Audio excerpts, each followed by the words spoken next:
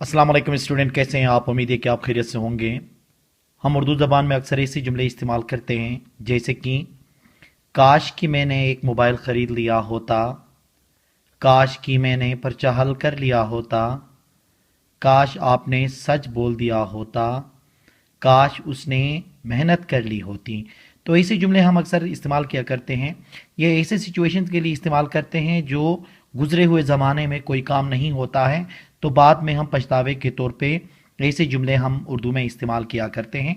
जब हम इनको इंग्लिश में ट्रांसलेट कर रहे होते हैं तो उस वक्त हम कौन सा स्ट्रक्चर इस्तेमाल करेंगे वो आज के इस लेक्चर में डिस्कस कर लेंगे। तो आइए शुरू कर लेते हैं।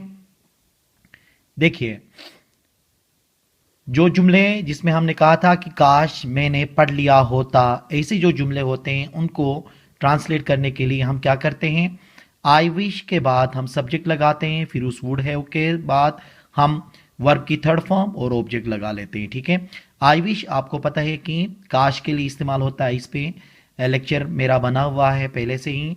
और would have plus verb third form, ये यहाँ पे जो है ये थर्ड फोर्थ कंडीशन इस्तेमाल हुआ है। ठीक है, ये कौन सा कंडीशन है? थर्ड कंडीशन कहेंगे, वरना जीरो कंडीशन भी अगर हम साथ कर लेते हैं तो ये फोर्थ कंडीशन बन जाता है। ठीक है, तो अब इसका इस्तेमाल कैसे होता है देखें यहाँ पे।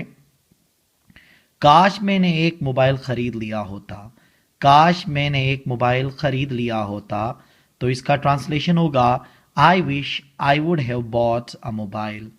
I wish I would have bought a mobile. काश के लिए क्या इस्तेमाल हुआ? I wish. फिर उसके बाद I would have bought a mobile, ये कंडीशन नंबर थर्ड है, जिसमें हम उस बात की जिक्र करते हैं कि जो माजी में हुआ नहीं था, ये इमेजिनरी पास्ट है। ठीक है, अब इसी तरह से देखें, काश मैंने पर्चा हल कर लिया होता, काश मैंने पर्चा हल कर लिया होता, I wish I would have solved paper, I wish I would have solved paper. ये हम उस वक्त बात कर लेते हैं जब माजी में हमने ऐसा काम नहीं किया है, बाद में पछतावे के लिए इस्तेमाल होता है। काश उसने मेहनत कर ली होती, काश उसने मेहनत कर ली होती, तो इसके लिए क्या कहेंगे?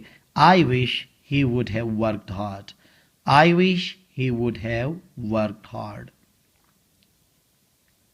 काश उसने मुझे बता दिया होता, काश उसने मुझे बता दिया होता, तो इसका क्या होगा देखें, I wish he would have told me, I wish he would have told me.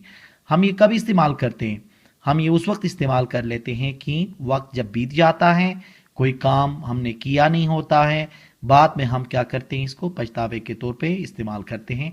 और उसके लिए कौन सा स्ट्रक्चर? ये जो हमने अभी पढ़ा, आई विश के बाद फिर सब्जेक्ट लगाना है, फिर वुड हैव, फिर वर्ब की थर्ड फॉर्म, फिर ऑब्जेक्ट हम इस्तेमाल कर लेते हैं। काश आपने सच बोल दिया होता, काश आपने सच बोल दिया होता, I wish you would have spoken the truth, I wish you have spoken the truth. क्या हो गया? I wish you would have spoken the truth. इसका मतलब क्या है कि उस बंदे ने सच बोला नहीं था। और ये हम क्या करते हैं, इमेजिनरी एक पास बना लेते हैं, अगर ऐसा होता तो कह के। ठीक है, तो ये स्ट्रक्चर है, हम ज़्यादा इस्तेमाल कर लेते हैं ये अपने डेली कन्वर्सेशन में। इसकी आप प्रैक्टिस कर लें, ठीक है, लिख लें, जुमले बनाएं। जितना आप ज़्यादा प्रैक्टिस कर लोगे उतना ज़्यादा आप लोगों के लिए आसानी होगी। अगर ये आई विश पे आप देखना चाहते हैं सिर्फ काश के लिए, तो हमारा लेक्चर मौजूद है, आप प्लेलिस्ट में जाके आप पढ़ सकते हैं। और ये would have plus verb third form जो है, ये कंडीशनल सेंटेंस की थर्ड कंडीशन है, तो कंडीशन सेंटेंस पे भी हमारा लेक्चर बना हुआ है, आप प्लेलिस्ट में जाके आप चेक कर सकते हैं, देख सकते हैं। उम्मीद है कि आज का ये लेक्चर आपको समझ में आया होगा। Thank you very much.